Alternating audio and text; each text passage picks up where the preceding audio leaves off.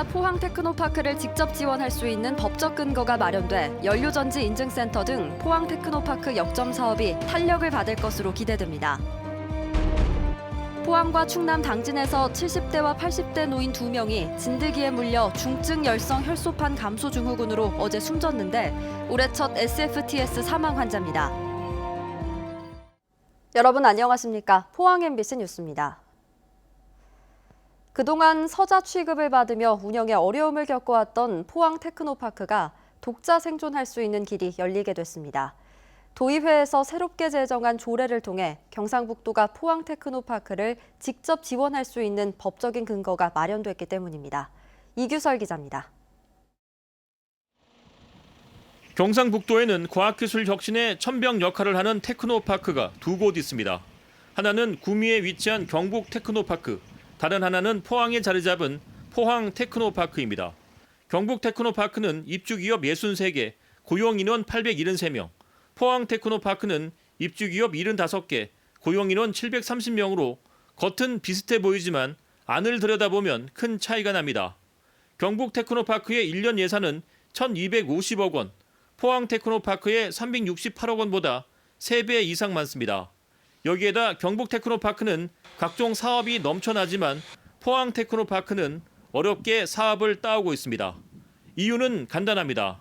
먼저 경북 테크노파크는 광역단체인 경상북도가, 포항 테크노파크는 기초단체인 포항시가 예산을 지원하기 때문에 당연히 체급 차이가 납니다.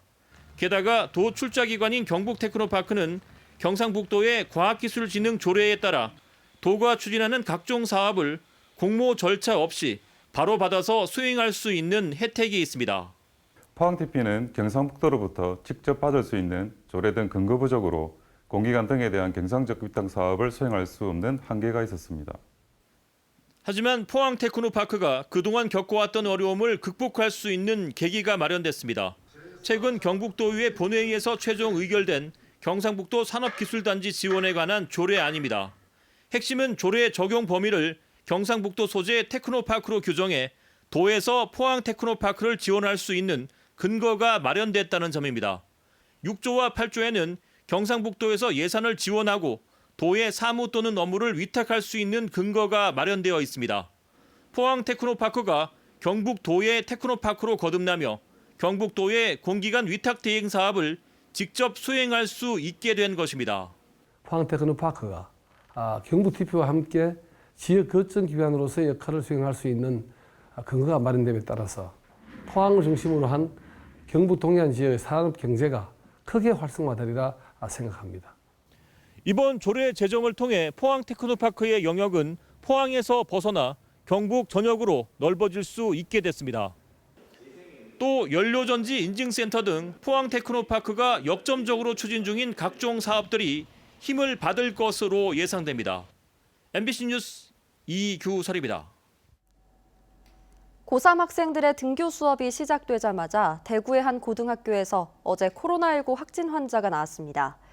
기숙사 입소 전 실시한 일제검사에서 감염 사실이 발견된 건데 대구와 달리 경북은 이런 별도 검사 없이 기숙사 입실이 이루어졌습니다. 경북교육청이 뒤늦게 기숙사 이용 학생들을 대상으로 코로나 검사를 실시하기로 했습니다. 홍석준 기자입니다. 대구에서 기숙사에 입소한 고3 학생이 하루 만에 코로나 확진 판정을 받으면서 경북도 비상이 걸렸습니다. 경북교육청과 경상북도 질병관리본부가 오늘 오전 긴급 회의를 갖고 도내 일부 고등학교에서도 기숙사 입소생에 대한 일제 검사를 실시하기로 했습니다. 대상 학교는 안동 풍산고, 한국생명과학고 등 전국 단위 모집을 실시 중인 51개 고등학교로 기숙사가 있는 도내 고등학교의 3분의 1가량입니다. 이미 등교 수업이 시작된 고3을 시작으로 다음 주 고1, 고2 학생까지 2,380여 명이 우선 검사를 받습니다. 이와 별도로 대구와 생활권이 겹치는 경산시는 지역 단위 모집 고등학교와 대학교 기숙사까지 확대해 3,100여 명이 검사 대상에 포함됐습니다.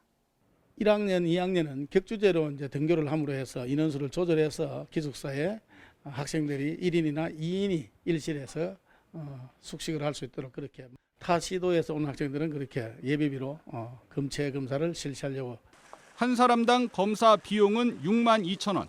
특별 재난 지역인 경사는 정부가 검사비를 전액 지원하고 도내 나머지 학교는 교육청이 예산을 부담하기로 했습니다. 도내 전체 기숙사로 검사를 확대해야 한다는 지적도 있었지만 검사비 급증과 예산 부담 주체를 두고 의견이 엇갈리면서 결론을 내리지 못한 것으로 알려졌습니다.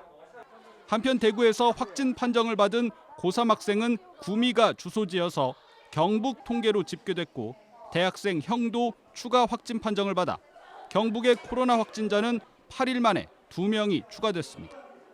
MBC 뉴스 홍석준입니다. 포항에서 올해 첫 중증열성 혈소판 감소 증후군 SFTS 감염 사망자가 발생했습니다.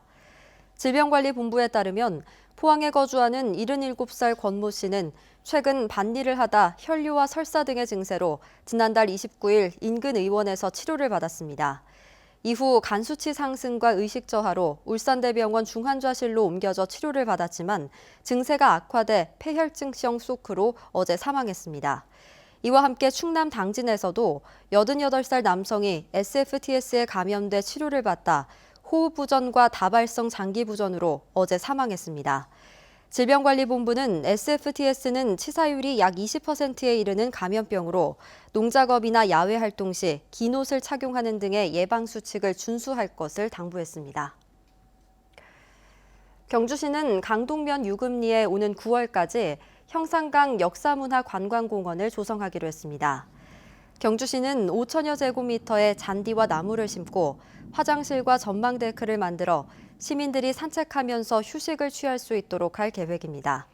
경주시는 평소 방치되다시피 한 곳에 역사문화관광공원이 조성되면 포항시 부조장터와 연계한 쉼터가 될 것으로 기대하고 있습니다. 사용후 해결료 관리정책 재검토위원회는 방사성 폐기물 학회의 연구 결과를 토대로 월성원전 사용후 해결료 임시저장 시설이 2022년 3월 포화될 것으로 예상했습니다.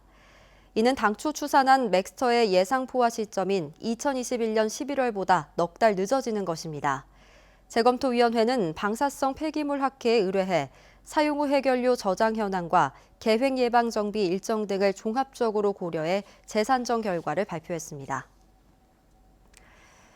경상북도는 오늘 울릉도에서 남북해양교류협력 특구 조성을 위한 특별 세미나를 개최했습니다.